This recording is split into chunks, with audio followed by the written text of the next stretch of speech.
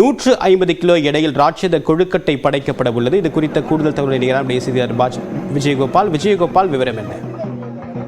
தேவப்பிரியன், உலக பிரசித்தி பெற்றது திருச்சி மலைக்கோட்டை. மேலும் திருச்சி மாவட்டத்தின் பிரதானமான அடையாளமாகவும் விளங்கக்கூடியது. ஒரு ஆன்மீக அடையாளம் என்று பார்த்தால் இது தென் கைலாயம் என்று போற்றப்படக்கூடியது. காரணம், இங்குள்ள தாய்மான சுவாமி ஒரு அருள் பாய்க்கின்ற ஒரு முக்கிய ஸ்தலமாக இருக்கிறது. மலையின் உச்சியில் உச்சி பிள்ளையாரும் மலை அடிவாரத்தில் மாணிக்க விநாயகரும் அருள் பாதிக்கின்றனர். ஆண்டுதோறும் நடைபெறுகின்ற விநாயகர் சதுர்த்தி திருவிழா என்பது மிக பிரசித்தி பெற்றது.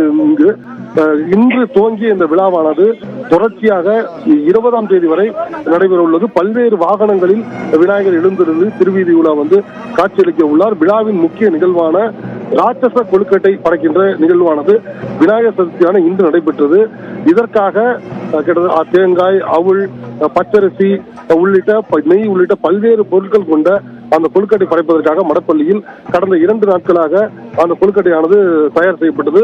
இன்று காலை இந்த கொழுக்கட்டை 2 பாகமாக பிரிக்கப்பட்டு 75 கிலோ மலை அடிவாரத்தில் உள்ள மாணிக்க விநாயகருக்கும் மற்றொரு 75 கிலோ ராட்சத கொழுக்கட்டை மலை உச்சியில் உள்ள உச்சி பிள்ளையாருக்கும் படைப்பதற்காக ஊர்வலமாக எடுத்து வரப்பட்டது.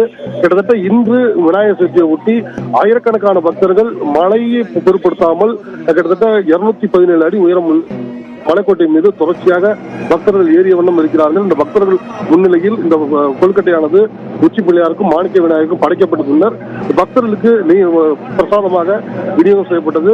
இதற்கான விரிவான ஏற்பாடுகளை இந்து சமய அறநிலையத்துறை அதிகாரிகள் மற்றும் கோயில் பணியாளர்கள் செய்திருந்தனர். தேவப்பிரியன், உங்களுடைய விரிவான தகவலுக்கு நன்றி விஜயகோபால்.